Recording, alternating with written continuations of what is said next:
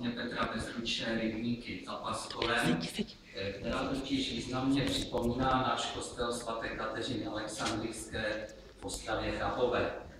Ještě před začátkem dnešního koncertu proběhne slavnostní požehnání nové publikace Martina Slepičky s názvem Kostel svaté Kateřiny Alexandrijské v Ostravě Hrabové.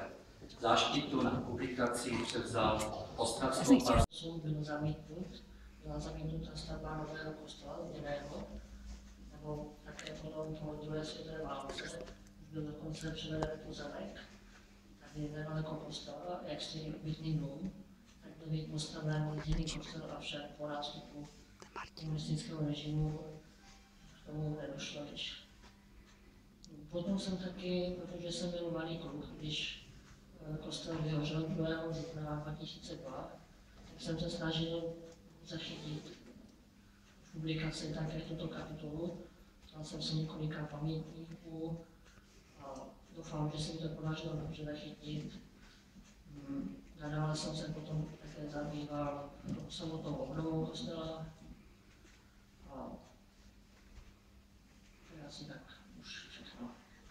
Martinovi děkujeme, takže není tam jenom ta stará historie, ale i ta nejnovější. No a já už vlastně předám slovo a pozvu našeho hrabovského pana faráře, otce Adriana Pikrenta, aby provedl slavnostní požehnání publikace. To jsou věci, že Milí přátelé, dovolte mi ještě dříve, než toto svatostné požehnání se uskuteční. Chtěl bych vroucně poděkovat autorovi Martinovi Slepičkovi za to, že vůbec vzal na sebe nelehký úkol napsat tak kvalitní publikaci, takovou krásnou knížku. Jsem ti, Martině, moc vděčný a rád, protože vím, jak tento kostelík nosíš v srdci. Od malička ministrantoval si v kostelíku předchozím až do posud tady si blízko oltáře a také vnímáš nejenom jako umění tento kostel, ale i tady jako dům Boží. Všechno podrobné se dozvíte v knižce, takže jsem rád, že nyní tuto knižku požehnám.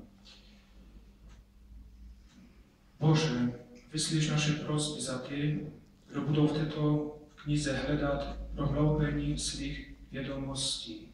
A to dělají s vědomím, že se podílejí na díle tvé moudrosti ve světě a řádně vybavení potřebnými znalostmi, ať vytrvale spolupracují na vytváření lidštějšího světa. Prosíme o to skrze Krista, našeho Pána. Amen. Děkuju, že jsi mi tam postavil. Ještě je čerstvá, to byla včera, předevčírem byla vytisknuta. Může jí sloužit jako dáreček na podstromeček na svátky. Já vám všem přeji krásné, pokojné, požehnané svátky, šťastný nový rok.